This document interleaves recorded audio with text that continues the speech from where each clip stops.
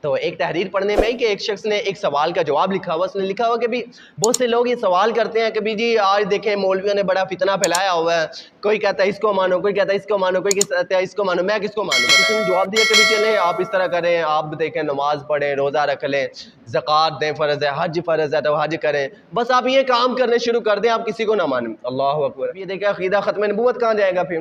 تو میرے محترم اسلام بھائی یہ باتیں بعد میں ہیں، سب سے پہلے عقیدہ ہے انسان کا۔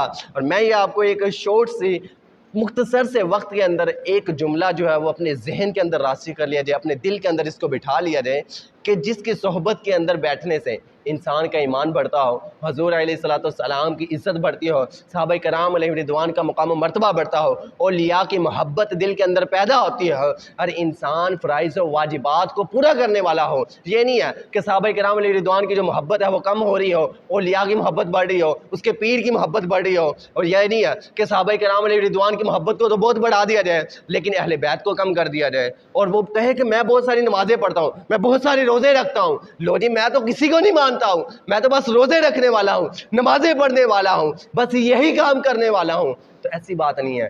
جس کی صحبت میں بیٹھنا ہے، اگر اس کی صحبت میں بیٹھنے سے آپ کا ایمان بڑھتا ہو، صحابہ کرام کی محبت بڑھتی ہو، اہل بیت کی محبت بڑھتی ہو، صحابہ کرام کا مقام و مرتبہ بڑھتا ہو، اور حضور علیہ الصلوۃ والسلام کی شان وراء الورا ہو، یعنی بڑھتی ہو، مزید ایمان میں اضافہ ہوتا ہو، تو ایسے بندوں کی صحبت میں بیٹھ جانا چاہیے۔ اور کبھی نہ کبھی خدا نہ خواستہ کہ جو لوگ ایسا کہیں کہ بس نمازیں پڑھ لی جائے، روزے رکھ لی جائے، کسی کے پیچھے نہ جائیں، تو ایسے لوگوں کے پیچھے نہیں چلنا، بلکہ ایسے لوگ، بعض لوگ ایسے ہیں اہل بیت کو بڑھاتے ہیں، صحابہ کو کم کرتے ہیں، صحابہ کو بڑھاتے ہیں، اہل بیت کو کم کرتے ہیں۔ حضور علیہ الصلوۃ والسلام کے بارے میں معاذ اللہ کیا کیا کہتے ہیں؟ تو ایسے نہیں ہے۔ جو لوگ جن کی صحبت میں بیٹھے، صحابہ کرام کی محبت بڑھتی ہو، حضرت علیہ الصلوۃ والسلام کی محبت بڑھتی ہو، اولیاء کی محبت بڑھتی ہو، اہل بیت کی محبت بڑھتی ہو، تو ان کی صحبت میں بیٹھا جائے، لیکن اگر ان میں سے کسی ایک کی محبت یا مقام و مرتبہ کم ہوتا ہوا نظر آئے، اس کی صحبت کو چھوڑ دیا جائے۔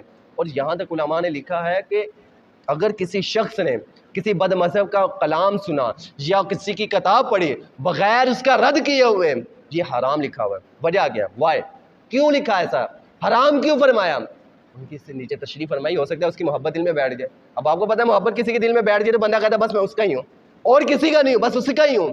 تو اسی لیے بد مذہب کی صحبت میں بھی نہیں بیٹھنا، کسی ایسے شخص جس کی وجہ سے اہل بیت یا صحابہ کرام یا اولیاء کرام یا حضور علیہ الصلوۃ والسلام کی عزت اور مقام و مرتبے میں کمی ہوتی ہو، ان کی صحبت میں نہیں بیٹھنا، بلکہ جب ان چاروں ہستیوں کے جو مقام و مرتبہ ہے وہ بڑھتا ہو، انسان کا ایمان بڑھتا ہو، مزید اس میں اضافہ ہوتا ہو، تو ان کی صحبت میں بیٹھنا چاہیے۔ اور جو لوگ ایسے سوالات کے یہ جواب دیتے ہیں کہ بس نماز پڑھی جائے، روزہ رکھا جائے، تو ایسے لوگوں کے لیے نہیں ہے، بلکہ ایسے لوگوں کا ایسا جواب نہیں دینا چاہیے، بلکہ ایسے لوگوں کو فتاوی رضا شیخ، فتاوی فقہ ملت، فتاوی فیض رسول، بہار شریعت، فتاوی عالمگیری، در مختار، رد المختار، یا دیگر اس طرح کی جو کتابیں ہیں نا، ان کے اندر کتاب العقائد جو ہے اس کو پڑھ لینا چاہیے، مطالعہ کر لینا چاہیے، کیونکہ سب سے پہلے عقیدہ ہے، اس کے بعد انسان کا اعمال ہے۔ اب ایک شخص نمازیں پڑھتا ہے، تہجد پڑھتا ہے، اوابین کی اس کی ڈیٹیل ہے، اس چاق و چاشت جو ہے اس کی کبھی قضا نہیں ہوئی ہے، عقیدہ ہی صحیح نہیں ہے تو ہم اس کا کیا کریں گے؟ اعلیٰ حضرت کے دور کے اندر کے ایسے لوگ نہیں تھے جو خود کو مسلمان کہتے تھے لیکن کیا کرتے تھے؟ قرآن پاک کیا ہے اس کا غلط مفہوم نکال دیتے، غلط ترجمہ کرتے تھے۔ تو ایسا نہیں ہے، سب سے پہلے عقیدے کی حفاظت کرنا، پھر اعمال کے اوپر تذکرہ کرنا۔ اللہ رب العزت سے دعا ہے کہ ہمارے ایمان کے اندر مزید اضافہ فرمائے، ہمیں بد مذہبوں سے اور برے لوگوں کی صحبت سے بچنے کی توفیق عطا فرمائے۔ دعا ہے جو بیان ہوا اس یاد رکھنے، اس پر عمل کرنے کی توفیق عطا فرمائے۔ وآخر دعوانا ان الحمد للہ رب العالمین۔